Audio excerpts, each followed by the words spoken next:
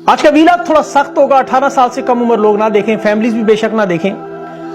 اگر آپ اپنے رسک پہ دیکھنا چاہیں تو آپ کی مرضی ہے، میں کوشش کروں گا حدود و قیود میں رہ کے بات کروں، لیکن سب سے پہلے آپ کو عمران خان کا پیغام یاد رکھنا ہے کہ پرامن رہنا ہے، برداشت کرنا ہے، 1000 سال بھی جیل میں رہنا پڑا تو رہوں گا، ڈیل نہیں کروں گا۔ 8 فروری کو باہر نکلنا ہے، اپنے امیدوار کو کامیاب کریں، ووٹ کے ذریعے جدوجہد کریں۔ اور یہ وہ شخص کہہ رہا ہے جسے ایک ہفتے میں 4 دنوں میں 21 سال سزا اور 1 ارب سے زیادہ جرمانہ، اور یہ پاکستان کی تاریخ کا ریکارڈ، بلکہ بہت سے ریکارڈ ٹوٹے ہیں، آگے چل کے میں بتاتا ہوں، کیونکہ آج عدالت کا نہیں، آج اسلام کا مذاق اڑایا گیا۔ جو 1400 سال میں کسی نے جرت نہیں کی کہ ایسی سزا آئی، فیصلے ضرور ایسے معاملات آئے، لیکن کسی نے اس طرح مذاق نہیں اڑایا۔ توہین مذہب ان پہ لگنی چاہیے۔ 1400 سالوں میں نکاح پر کسی کو سزا نہیں ملی۔ پاکستان کی عدلیہ نے یہ اعزاز بھی اپنے نام، بدنامی اپنے نام کروا لی۔ نکاح عمران خان کا ختم کیا، بشرا بی بی کو 7 سال قید اور 5 لاکھ جرمانہ، اور جواب میں عمران خان کا ریئیکشن اپنے رب کی طرف دیکھ کے کہا، اللہ سچ ہے، سچوں کا خدا ہے۔ یہ وہ یزیدی نسل ہے جنہوں نے بے نظیر بھٹو پر نکاح ٹوٹنے، اس کی ننگی تصاویر اور نکاح ٹوٹنے کے بعد فاطمہ جناح پر شادی نہ کرنے، اپنے بھائی کے ساتھ خدا نخواستہ ازواجی تعلقات کے الزام لگائے، غداری کے الزامات لگائے، جمائمہ پر یہودی کارڈ، سمگلنگ کے الزامات لگائے، مولانا سمیع الحق کے خلاف میڈم طاہرہ جیسے الزام لگائے۔ انہوں نے خان پر بہت سارے الزامات لگائے، القادر ٹرسٹ، توشہ خانہ، یہودی کارڈ، نکاح بغاوت، بہت سے الزام، وہ آگے میں چل کے بتاتا ہوں آپ کو۔ یہ پاکستان کے نوجوانوں کو پیغام دینا چاہ رہے ہیں کہ نکاح جیسی سنت پر عمل نہ کرنا، تم غلط کام کرو۔ پاکستان میں نکاح اسلام میں ایک مقدس رشتہ، اسے انہوں نے بغیر نکاح کے رشتے کو کامیاب کرنے کی کوشش، یہ ان کا بڑا خطرناک، گھناؤنا اور گھٹیا منصوبہ، جو بھی آپ کو پتہ ہے ان کی فنڈنگ اسی بنیاد پہ ملتی ہے۔ مذہبی لوگوں کی بڑی اکثریت اب ان کی مخالفت کرے گی، مذہبی جماعتوں کے ووٹ بھی خان کی طرف جائیں گے، یہ میری بات آپ لکھ کے رکھ لیں۔ ہم لوگ روز سوچتے ہیں کہ یہ اتنا نہیں گریں گے، لیکن اگلے روز اس سے مزید نیچے گرتے ہیں۔ جو لوگ میاں بیوی کے بیڈ روم کی ویڈیوز ان کی بیٹیوں کو بھیج سکتے ہیں، ان کے لیے فیصلے کو مشکل کام نہیں تھا۔ عدلیہ، نون لیگ اور طاقتور لوگوں کا اتحاد آخری حد کراس کر گئی، ان کا آخری داؤ تھا۔ یقین کریں انہوں نے اپنے سیاسی تابوت میں آخری کی علاج ٹھونک دی۔ آج ان کا سیاسی جنازہ اب 8 فروری کو عوام اٹھائے گی۔ مولانا شجاع الملک کا بیان ابھی سامنے آیا کہ تمام جید علماء سے رابطہ ہوا، تمام اس فیصلے کو غیر آئینی، غیر قانونی قرار دے رہے ہیں۔ تمام علماء اس کی مذمت کر رہے ہیں لیکن بول نہیں رہے۔ قرآن و حدیث سے ثابت ہوتا ہے کہ نکاح کے معاملے میں عورت کی گواہی قبول کرے۔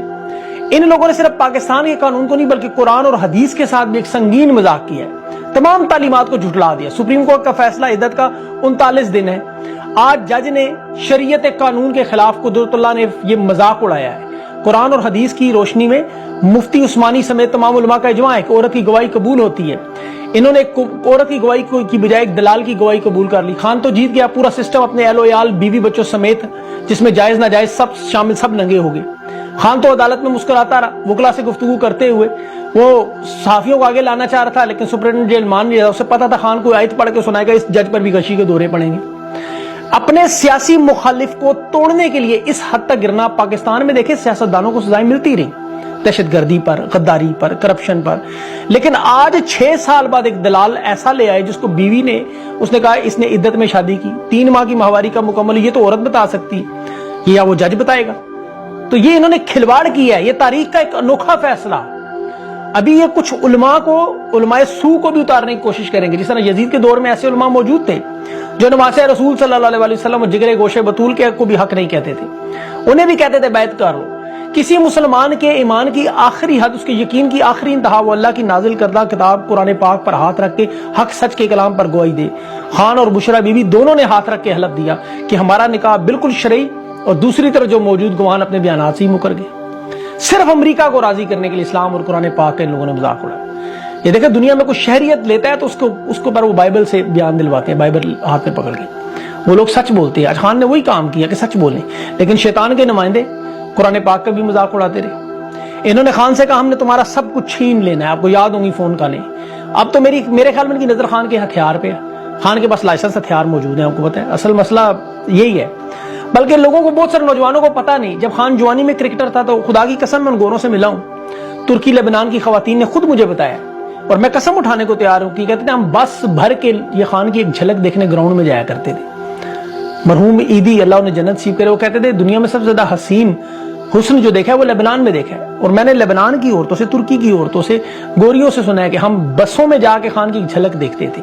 یہ تو بیرونی دنیا کی خواتین تھی۔ اب جنہوں نے فیصلے دیے، جنہیں خان کنوارا چاہیے، اب وہ کنوارا ہو گیا نا، ان کی تو لاٹری نکل آئی۔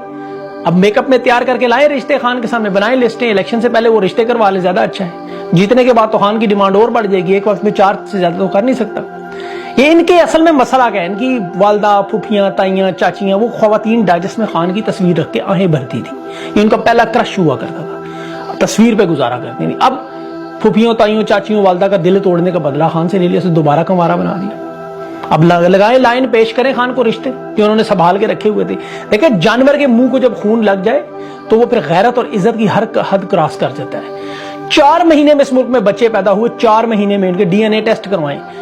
آپ کو یہ جو بیویاں بدل کر زبردستی کی شادیاں کرنے والے، ان کی پیدائش نکل کے ڈی این اے ٹیسٹ کروائیں، آدھے سے زیادہ جو خان کے مخالف ہیں، یقین کریں ایک باپ کی اولاد بھی نہیں ہوگی۔ معاشرے کو غلاظت میں گرانے والے اپنے نکاح نامے ذرا دکھائیں۔ سائنس کیا کہتی ہے، دین کیا کہتا ہے؟ عدت کے قوانین سادے ہیں، فقہ جعفریہ کے علماء، فقہ حنفیہ کے علماء تمام متفق ہیں سوائے فقہ عدلیہ و عسکریہ کے۔ آپ سائنس کے پیمانے پر رکھ کے دیکھیں، الٹرا ساؤنڈ نے زندگی آسان کر دی۔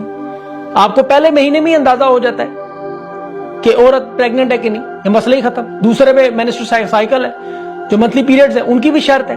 اب عورت کی کوئی اس طرح کی وقت تو مقرر نہیں، 15 دن 10 دن۔ انہوں نے اسلامی طور پر عدت کا تعین اسلام نے عورت کے بیان کو دیا ہے۔ اب بشرا بی بی اور عمران خان کے پاس تو شادی کے گواہان موجود تھے، عدالت نے منظور کرنے سے انکار کر دیا۔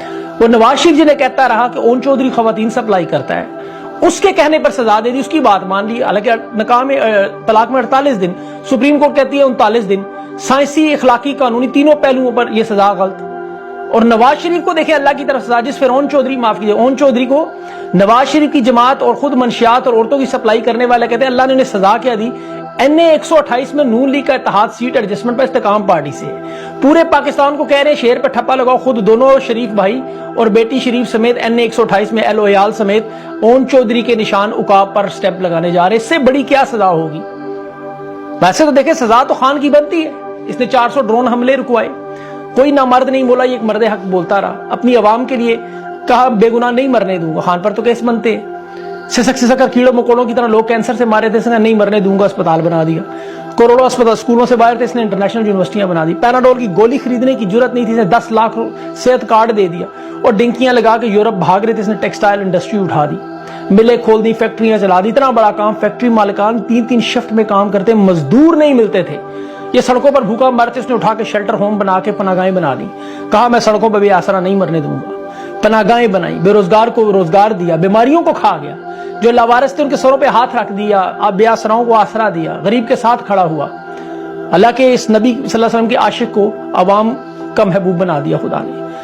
القادر ٹرسٹ سے کوئی مالی فائدہ نہیں، کسی اکاؤنٹ میں کوئی رقم نہیں۔ القادر ٹرسٹ کے ٹرسٹی پر کیس پاکستان کی تاریخ میں پہلی مرتبہ امریکہ کی دھمکی عوام کے پاس لے کے گیا، اس کا پول کھولا اور ڈٹ کے کھڑا ہوا کسی غلام ملک کا آزاد رہنما، پہلی مرتبہ کہتا ہے میں صرف لا الہ الا اللہ کو مانتا ہوں، جاؤ جو کرنا ہے کر لو۔ آج یہ سب کچھ وہ کر رہے ہیں جو دھمکیاں دیتے رہے۔ آج شہباز شریف سر عام کہہ رہا ہے کہ امریکہ کو کیوں ایبسولوٹلی ناٹ کہا، ہم ایبسولوٹلی یس کہتے ہیں، کہتے رہو، بار بار پوری قوم دیکھ رہی ہے یہ جو غداری انہوں نے کی ہے۔ دیکھیں آج میں مولانا طارق جمیل صاحب سے بھی پوچھوں گا، مفتی تقی عثمانی صاحب سے بھی پوچھوں گا، علامہ راجہ ناصر عباس سے، شہنشاہ نقوی صاحب سے، یہ جتنے بھی ہمارے جید علماء ہیں ان سب سے پوچھوں گا، انجینئر علی محمد مرزا سے بھی پوچھوں گا۔ میں نے تو سب لوگوں سے رابطہ کیا کہ آپ لوگ تو کھل کے سیاست یا تو چھوڑ دیں، دیکھیں مذہب ہے، یہ اللہ کے دربار میں آپ نے پیش ہونا ہے، رسول اللہ صلی اللہ علیہ وسلم کے سامنے پیش ہونا ہے، وہ آپ سے سوال نہیں ہوگا کہ آپ کے ہوتے ہوئے اسلام کا مذاق اڑایا جا رہا تھا، اور ظالم حکمرانوں کے خلاف آواز کیوں نہیں اٹھائی؟ ساری زندگی آپ ہمیں واعظ و نصیحت کرتے ہیں، ہم عمل کرتے ہیں، آج ایک باپردہ خاتون کے کردار پر اس طرح تہمت لگائی، گلی کوچوں میڈیا میں اس طرح بحث ہوئی، اس طرح کی باتیں ہوئیں، کیا یہ ظلم نہیں؟ اس کے خلاف آپ آواز نہیں اٹھا سکتے؟ آپ ظالموں کا ساتھ کیوں دے رہے ہیں؟